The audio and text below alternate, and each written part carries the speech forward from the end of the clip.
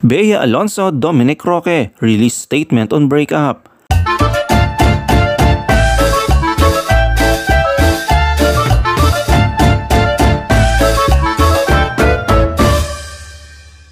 Nakapagpahayag na sina Bea Alonso at Dominic Roque ng kanilang desisyon na tapusin ang kanilang katahimikan hinggil sa kanilang paghiwalay.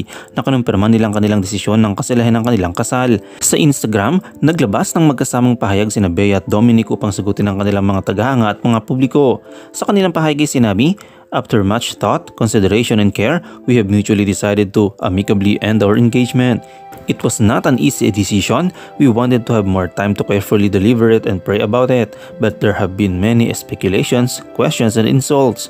Unfortunately, some even confirmed about breakup without our consent, created ridiculous stories that had no basis and were utterly false, so we felt need to share this announcement with great sadness for our peace of mind and our families."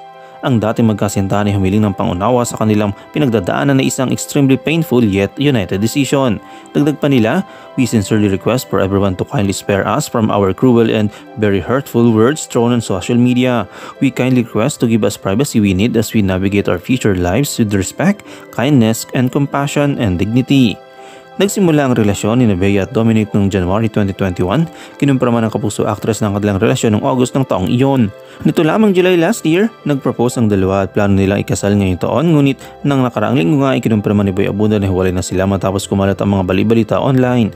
Paalala ni Boy Abunda sa publiko na ang mga haka-haka ay mapanganib at hiling sa kanila na maging konting maawain sa kanilang mga salita.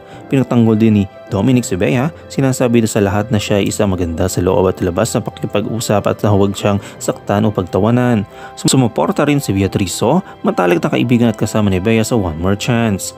Kung matatandaan nga sa Fast Talk with Boy Abunda sa GMA7 ay noong February 6 ay kinumpirma ng host na si Boy Abunda ang balitang hiwalay na sina Bea at Dominic.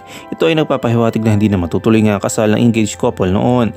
Matapos mag-propose na Dominic kay Bea, nagdesisyon ng dalawa na tapusin ang kanilang relasyon halos 7 buwan na ang nakakalipas. Ang engagement ng dalawa ay naganap sa Las Casas, Filipinas de Acosar sa Quezon City noong July 18, 2023. Ayon kay Boy, base sa kanyang mga source, kamakailan lang daw ay nag-usap muli sina Bea at Dominic, ngunit wala umanong katiyakan kung magkakaayos pa sila. Ang tanging tiyak ay isinauli ni Bea ang engagement ring kay Dominic. Hindi sinabi ni Boy kung ano ang dahilan ng breakup ng dalawa. Pinabulaan na naman ng source ni Boy ang issue tungkol sa prenup agreement. Sa katunayan nga raw ay mismong si Dominic ang nag-over sa ina ni Bea na okay ang prenup. Hindi raw ito kailanman naging issue sa dalawa. Wala rin umanong katotohanan may magaganap na kasalan sa Abril sa Tagaytay. Ipinagtanggol naman ni Boy sina Bea at Dominic sa mga lumalabas na usap-usapan. I-comment mo lang ang inyong opinion sa comment section at huwag kalimutang i-like, i-follow, i-subscribe ang bcgram.net para sa mga latest happenings.